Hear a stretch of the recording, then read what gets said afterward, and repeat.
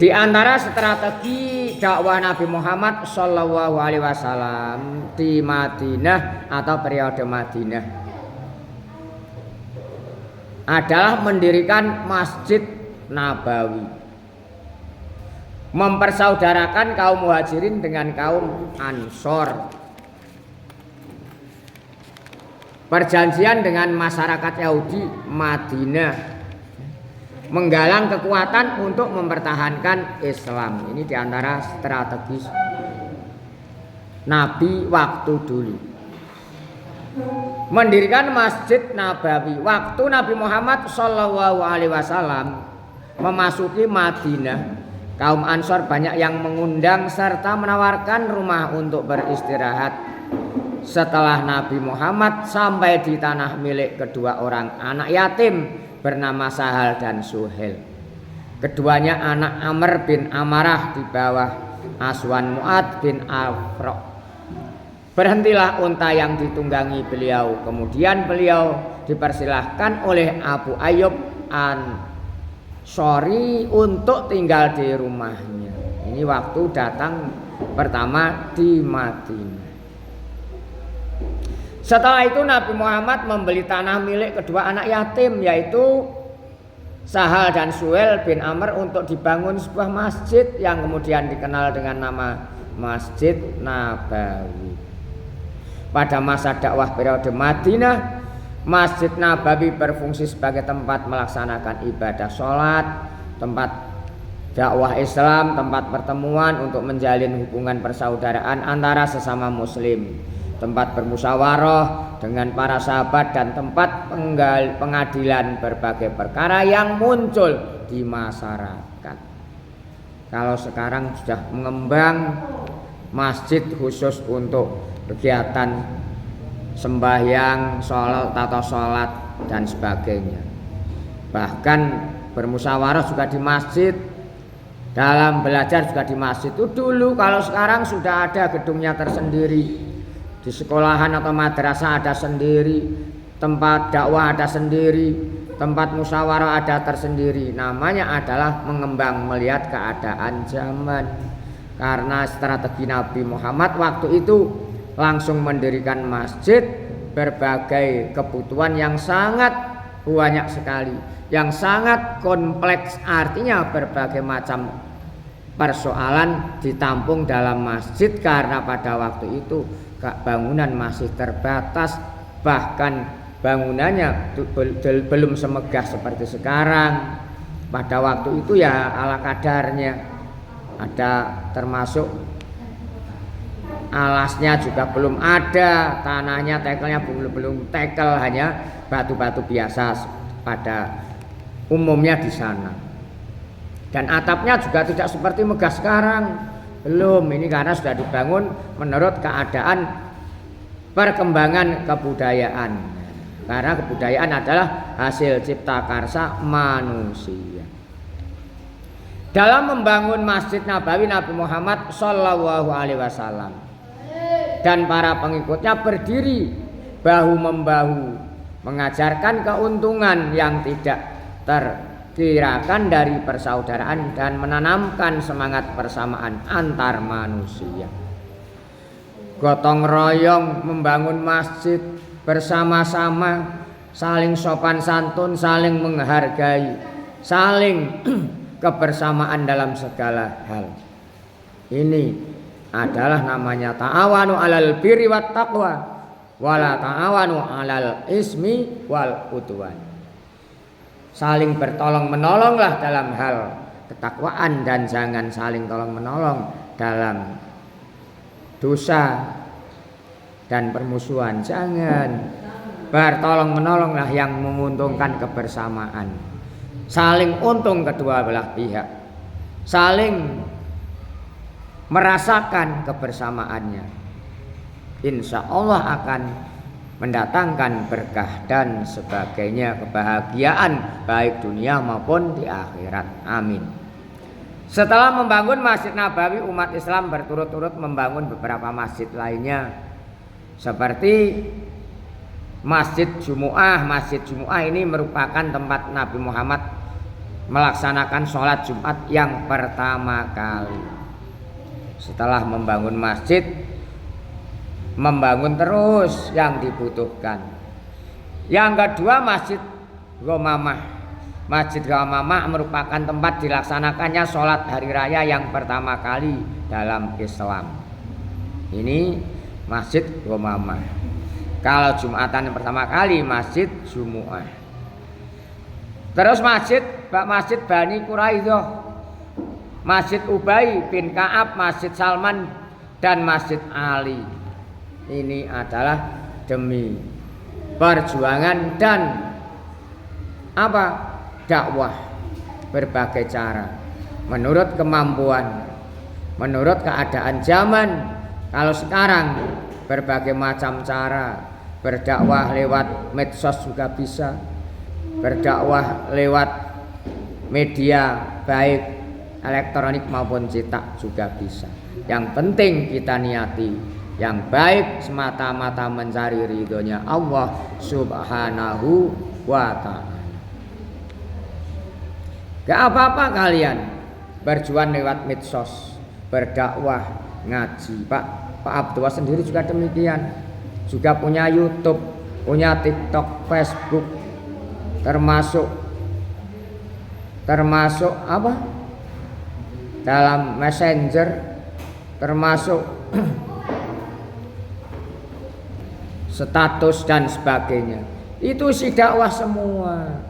Menurut kemampuan kita berdakwah berbagai cara, kita amal juga berbagai cara. Yang penting kita semata mencari ridhonya Allah Subhanahu wa ta'ala. Ini strategi yang pertama tadi mendirikan masjid. Yang kedua, mempersaudarakan kaum muhajirin dengan kaum ansor. Kaum muhajirin adalah orang Mekah, orang yang Mekah pergi ke Madinah. Orang ansor adalah orang penduduk Madinah yang menolong pada muhajirin. Kaum muslimin yang berhijrah dari Mekah ke Madinah disebut kaum muhajirin, dan kaum muslimin penduduk Madinah disebut kaum ansor. Kaum muslimin Mekah yang berhijrah ke Madinah banyak menderita kemiskinan waktu itu karena harta benda dan kekayaan mereka ditinggalkan di Mekah di waktu mereka berhijrah ke Madinah, melarikan agama dan keyakinan yang mereka anut di Madinah. Nabi Muhammad Shallallahu Alaihi Wasallam menciptakan persaudaraan baru antara kaum muhajirin dengan kaum ansor. Sebuah persaudaraan yang terjalin atas dasar persamaan akidah Islam. Nah, ini diantaranya suatu contoh kaum muhajirin dan kaum ansor yang dipersaudarakan antara lain Hamzah bin Abdul Muthalib dengan Zaid bin Harisah, Ja'far bin Abi Thalib dengan Mu'adz bin Jabal, Abu Bakar dengan Kharijah bin Zuhair, Umar bin Khattab dengan Itban bin Malik, Abu Ubaidah bin Al-Jarrah dengan Sa'ad bin Mu'az, Abdurrahman bin Auf dengan Sa'ad bin Rabi, Zubair bin Awam dengan Salamah bin Waqqas, Utsman bin Affan dengan Aus bin Sabit bin Al-Mudhir, Talhah bin Abdullah dengan Ka'ab bin Malik, Sa'id bin Zaid bin Amr bin Nufail dengan Abi ibnu Ka'ab, Mus'ab bin Umair dengan Abu Ayyub, Ka'ib bin Zaid, Abu Hudzaifah bin Utbah dengan Abbad bin Bashar, Ammar bin Yasir dengan Hudzaifah ibnul Yaman, Abu Dar al-Ghifari dengan Al-Mudhir bin Amr, Hatib bin Abi Balta'ah dengan Waim bin Sa'adah, Salman al-Farisi dengan Abu Darda, Bilal bin Rabah dengan Abu Ruwaiha, Abdullah bin Zaid dengan Balharis bin Al-Khazraj. Ini demikianlah diantara Nabi Muhammad telah mempertalikan keluarga-keluarga Islam sama akidahnya. masing-masing keluarga mempunyai pertalian yang erat dengan keluarga-keluarga yang banyak, keluarga seagama, keluarga seteman, seagama, seakidah, karena ikatan persaudaraan yang diadakan Nabi Muhammad Sallallahu Alaihi Wasallam. Persaudaraan ini pada permulaannya mempunyai kekuatan dan akibat sebagai yang dipunyai oleh persaudaraan nasab, termasuk diantaranya hal pusaka, hal tolong menolong dan lain-lain. Ini strategi yang kedua. Di antara yang lain perjanjian dengan masyarakat Yahudi Madinah. Setelah mempersaudarakan antar kaum Muhajirin dengan Ansor, selanjutnya Nabi menjalin hubungan antar kaum muslimin dan dengan seluruh lapisan penduduk Madinah. Jalinan hubungan ini terwujud dalam bentuk perjanjian Piagam Madinah. Ini strategis juga. Piagam Madinah dibuat Nabi Muhammad Sallallahu Alaihi Wasallam untuk mengatur masyarakat Madinah yang majemuk. Tahu majemuk? Kompleks, serba ada, berbagai macam bentuk misalkan. Itu namanya majemuk atau kompleks. Piagam Madinah atau Mitsak al-Madinah pada intinya menegaskan bahwa seluruh masyarakat Madinah bersedia hidup berdampingan secara rukun dan damai, tanpa konflik, tanpa senggolan, tanpa apa? Tanpa sikut-sikutan. Semuanya adalah rukun, bersatu, beriringan, saling gotong royong, saling bantu membantu, saling menasehati. Piagam tersebut merupakan sebuah bukti bagaimana Islam mengayomi semua umat manusia termasuk non-muslim, karena Islam memang rahmatan lil alamin. Karena Islam rahmatan lil alamin. Antara pasal-pasal dalam Piagam Madinah adalah sebagai berikut. Pasalnya banyak sekali. Kaum muslimin dan kaum Yahudi hidup secara damai, bebas memeluk dan menjalankan ajaran agamanya masing-masing. Kalau di Indonesia Pancasila, satu ketuhanan yang Maha Esa dan sebagainya. Kita harus mempunyai agama kebersamaan. Ini pada waktu dulu sudah diajarkan juga pada zaman Nabi. Yang kedua, orang-orang Yahudi berkewajiban memikul biaya mereka sendiri dan kaum muslimin wajib memikul biaya mereka sendiri. Karena ini dibebankan pada pribadi-pribadinya atau nafsi. Yang penting kita hidup rukun, damai, sentosa. Apabila salah satu pihak diperangi musuh, maka mereka wajib membantu pihak yang diserang. Kalau memang kita sudah bersatu, ada yang memusuhi, maka harus wajib membantu. Di antara mereka saling mengingatkan dan saling berbuat kebaikan, serta tidak akan saling berbuat kejahatan. Ya. Kaum muslimin dan Yahudi wajib saling menolong dalam melaksanakan kewajiban untuk kepentingan bersama. Saling tolong menolong dalam hal apapun, dalam kemasyarakatan, dalam berdakwah, dalam kegotong royongan dan sebagainya. Madinah menjadi tanah suci karena naskah perjanjian ini. Nabi Muhammad adalah pemimpin umat, pemimpin umum untuk seluruh penduduk Madinah. Bila terjadi perselisihan di Madinah di antara kaum muslimin dengan kaum Yahudi, maka penyelesaiannya dikembalikan kepada Nabi sebagai pemimpin tertinggi di Madinah. Nabi sebagai panglima atau presiden yang paling tinggi waktu itu. Dengan ditetapkannya Piagam Madinah, Nabi Muhammad Sallallahu Alaihi Wasallam telah berhasil membangun sebuah negara baru, yakni Madinah. Akhirnya bersatu, Nabi bisa mempersatukan umat di Madinah waktu itu.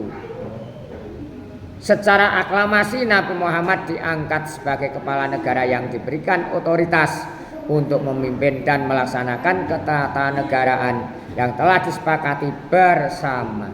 Jadi secara umum Nabi sudah diakui, sudah final, sudah diakui baik orang-orang Islam sendiri maupun non-Islam waktu itu di sana.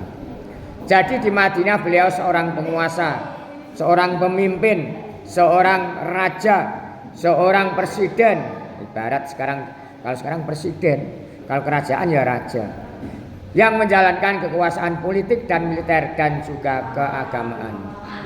Dengan dibentuknya Piagam Madinah telah membawa perubahan yang sangat besar dalam kehidupan umat Islam di kemudian hari. Ini diantaranya taktik Nabi Muhammad. Taktik selanjutnya adalah menggalang kekuatan untuk mempertahankan Islam. Nabi mendakwahkan Islam dengan cara lemah lembut dan cinta damai. Namun demikian masih saja tantangan dan hambatan dari berbagai pihak. Misalnya kaum Yahudi yang melanggar isi Piagam Madinah dan bersekutu dengan kaum kafir Quraisy. Oleh karena itu Nabi Muhammad SAW terpaksa membela diri dan mempertahankan Islam dengan berperang, diantaranya perang Badar, perang Uhud, Mut'ah, Khandaq, Khaybar, dan lain sebagainya. Nabi sudah lemah lembut, masih ada hambatan-hambatan yang harus dijalankan. Termasuk pada perang Badar ini terjadi pada tanggal 17 Ramadan tahun 2 Hijriah. Perang Badar disebut dengan Yaumul Furqan, hari yang membedakan antara hak dan batil. Perang Badar merupakan puncak dari serangkaian pertikaian yang terjadi antara pihak kaum muslimin Madinah dan kaum musyrikin Quraisy Mekah. Dalam perang Badar pasukan kaum muslimin sekitar 317 dengan persenjataan seadanya, sedangkan pasukan kaum kafir Quraisy Mekah sekitar 1000 orang dengan persenjataan lengkap. Dengan pasukan kaum kafir Quraisy Mekah sekitar 1000 orang dengan persenjataan lengkap, namun kemenangan ada di pihak kaum muslimin berkat pertolongan Allah sebagaimana ditegaskan dalam surah Ali Imran ayat 123, yaitu walaqad nasarakumullahu bi badri wa antum adillah fattaqullaha la'allakum tashkurun. Sungguh Allah telah menolong kamu dalam peperangan Badar padahal kamu adalah ketika itu orang-orang yang lemah. Karena itu bertakwalah kepada Allah supaya kamu mensyukurinya. Al-Quran surat Ali Imran ayat 123. Kemenangan Badar ini memberikan kesan sendiri baik bagi umat Islam maupun kaum kafir Quraisy Mekah antara lain. Kesannya adalah semakin solid kekuatan umat Islam di Madinah. Yang kedua menjadi dasar pemerintahan Nabi di Madinah. Yang ketiga kemenangan militer umat Islam yang pertama kali. Yang keempat semangat jihad perang Badar sangat berpengaruh terhadap dakwah Islam selanjutnya. Ini pada perang Badar. Terjadi perang Uhud pada tahun Hijriah. Perang Uhud terjadi pada tahun ketiga Hijriah di Bukit Uhud, Gunung Uhud. Perang Uhud dipelopori oleh Abu Sufyan, Abdullah bin Abi Rabi'ah, Ikrimah bin Abi Jahal, Sofyan bin Umayyah untuk membalas kekalahan dalam perang Badar. Ini yang melopori. Dalam perang Uhud, tentara kaum muslimin mengalami kekalahan karena 50 orang pasukan pemanah turun ke barak untuk mengambil harta rampasan perang. Akibatnya pertahanan tentara muslim dengan mudah diserang pasukan berkuda kaum kafir Quraisy dari arah belakang. Dalam perang Uhud kaum muslimin yang gugur sejumlah 70 orang, diantaranya termasuk Hamzah bin Abdul Muthalib dan Mus'ab bin Umair dari dai pertama Islam. Ini umat Islam pada perang Uhud yang gugur mati syahid 70 orang, termasuk Hamzah bin Abdul Muthalib, ini pamannya Nabi. Tidak hanya itu, perang Khandaq ini terjadi pada tahun ke-5 Hijriah. Beberapa tahun kemudian perang lagi. Perang Khandaq merupakan perang yang terjadi pada bulan Syawal tahun ke-5 Hijriah. Perang Khandaq merupakan perang antara kaum muslimin Madinah melawan masyarakat Yahudi Madinah yang mengungsi ke Khaybar dan bersekutu dengan masyarakat Mekah, yakni gabungan kaum kafir Quraisy, kaum Yahudi Bani Salim, Bani Asad, Ghatfan, Bani Murrah, dan Bani Asad. Perang Ahzab dimenangkan oleh kaum muslimin berkat jasa dari Salman Al-Farisi, salah satu sahabat yang berasal dari Persia. Salman Al-Farisi yang menyarankan membuat parit besar mengintari perbatasan kota Madinah sebagai pertahanan kota. Ini Nabi disarankan atau diusuli untuk membuat parit, tapi Nabi juga menerima. Makanya kita jangan sombong kalau jadi pimpinan. Kalau mendapatkan usul anak buahnya, tampunglah dan dimusyawarahkanlah. Nabi sendiri menampung aspirasi sahabatnya, termasuk pada waktu itu perang Khandaq, membuat Khandaq parit di sekitar Ka'bah waktu itu. Dengan sejarah singkat ini semoga kita bisa mengambil hikmah dan manfaatnya, kita mendapatkan ilmu yang bermanfaat barokah. Amin ya robbal alamin.